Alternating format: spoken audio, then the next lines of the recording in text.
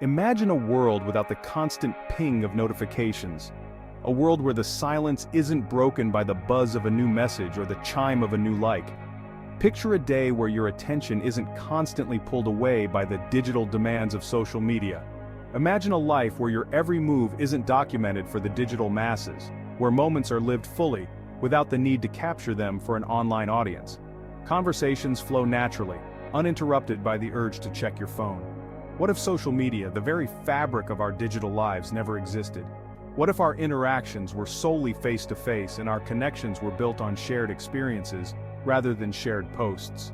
This isn't a dystopian thought experiment, but a journey into an alternate reality. A reality where the pace of life is slower and the focus is on the here and now. A world where people are more present in their surroundings and more connected to the people around them. It's a reality where human connection might look drastically different. Friendships are nurtured through face-to-face interactions, and communities are built on physical presence and shared activities. This is the world we'll explore, a world without the ubiquitous presence of social media. A world where news is read from newspapers and stories are shared in person. We live in a time where sharing is instantaneous. A photo taken is a photo shared, a thought expressed is a thought broadcasted. Our lives are lived in real time for an audience that spans the globe. We capture moments and broadcast them globally. Our experiences are curated for likes and comments, and our self-worth is often tied to the digital validation we receive. This has undoubtedly reshaped our world. Our cities are filled with people glued to their screens, and our public spaces are dominated by digital advertisements. But what if we hit rewind? What if we could go back to a time before the internet became our town square, before our lives were lived online? What if we went back to a time before the internet became our town square? A time when connections were made in person and entertainment was found in books and games. This exploration isn't about demonizing social media, it's about understanding its profound impact on our lives and our society. It's about recognizing the changes it has brought, both good and bad. It's about understanding its profound impact, how it has changed the way we communicate, the way we form relationships, and the way we see ourselves. It's about recognizing both the light and shadow it casts on our lives, the connections it fosters and the stress it can cause, the opportunities it provides and the distractions it creates. Let's take a journey to understand the world that could have been and perhaps glean insights into the world we want to build. A world where technology enhances our lives without overwhelming them, and where connections are deep and meaningful. The rise of social media was swift and seemingly unstoppable. It transformed the way we communicate, share, and interact with the world around us. From the early days of MySpace and Friendster, we were captivated by the promise of connection. These platforms were the pioneers, laying the groundwork for what was to come. We dove headfirst into building online profiles, crafting digital personas. It was a new frontier, a place where we could express ourselves in ways we never could before. With each passing innovation, Facebook, Twitter, Instagram, the virtual world became more enmeshed with our reality. These platforms evolved rapidly, each bringing new features and ways to connect. The way we consume information changed dramatically. News was no longer something we waited for. It was something that came to us, instantly and constantly. We went from newspapers and scheduled news broadcasts to a 24/7 news cycle. Information was at our fingertips, but so was misinformation. Social media became a primary source of news and information, for better or worse. It democratized information but also made it harder to discern fact from fiction. It also became the new public square, a place for debate, discourse, and unfortunately, misinformation. The conversations that once took place in town halls and public forums were now happening online.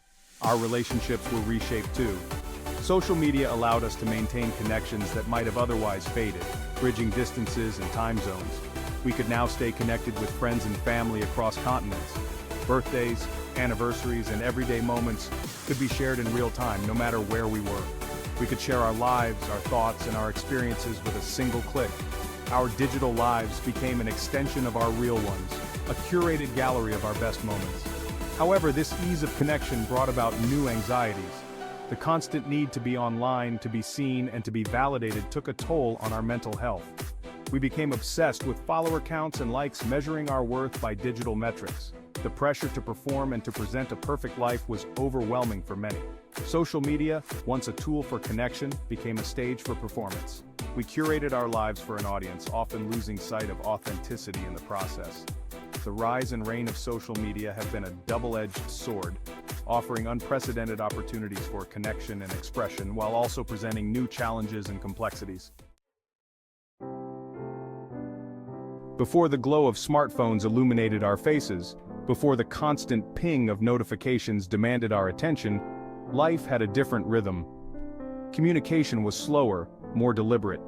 We wrote letters, made phone calls, and waited for responses with a sense of anticipation. Each interaction carried weight and significance. We actually met at coffee shops where conversations flowed naturally, uninterrupted by the buzz of a phone.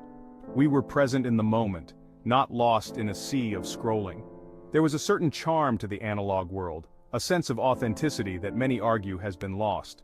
The clinking of cups, the murmur of voices, the shared laughter, all these created a tapestry of human connection. News traveled at a more human pace. We relied on newspapers, radio, and television for information. While this meant we were sometimes late to the story, it also meant we were less bombarded with the constant barrage of information overload. We had time to process, to reflect, to form our own opinions. The morning ritual of reading the newspaper or the evening news broadcast was a shared experience, a moment of collective understanding. We had time to ponder, to sit with our thoughts, to write in journals or diaries. Reflection was a natural part of life, not a luxury. We discussed news articles with friends, debated ideas, and engaged in meaningful conversations. This slower pace allowed for deeper understanding and more thoughtful responses. Relationships were cultivated face-to-face, nurtured through shared experiences. We built trust through genuine interaction, not carefully curated online personas. While our circles may have been smaller, the connections were often deeper, more meaningful. We shared stories, laughter, and sometimes tears, creating bonds that stood the test of time. This isn't to say life before social media was perfect. It had its own challenges and inequalities. But there was a simplicity, a rawness to it that many find themselves yearning for in today's hyper-connected world. The digital campfire has its own allure, but the warmth of real human connection is irreplaceable. In a world without social media, privacy wouldn't be a luxury, it would be the default state of being. Our data wouldn't be constantly mined, analyzed, and sold to the highest bidder. We wouldn't be bombarded with targeted advertising or feel the pressure to curate a perfect online persona.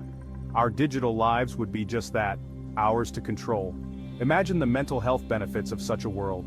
Without the constant comparison and competition that social media fuels, we might experience less anxiety, depression, and FOMO, fear of missing out. We could focus on building genuine self-esteem, not one based on likes and followers. Our sense of self-worth wouldn't be tied to algorithms or online validation. Perhaps the most profound benefit would be a renewed sense of presence in our daily lives. Without the distraction of notifications and the endless scroll, we could be more present in our own lives. We could savor the moment, engage in meaningful conversations, and appreciate the beauty around us. We could rediscover the joy of simply being in the moment.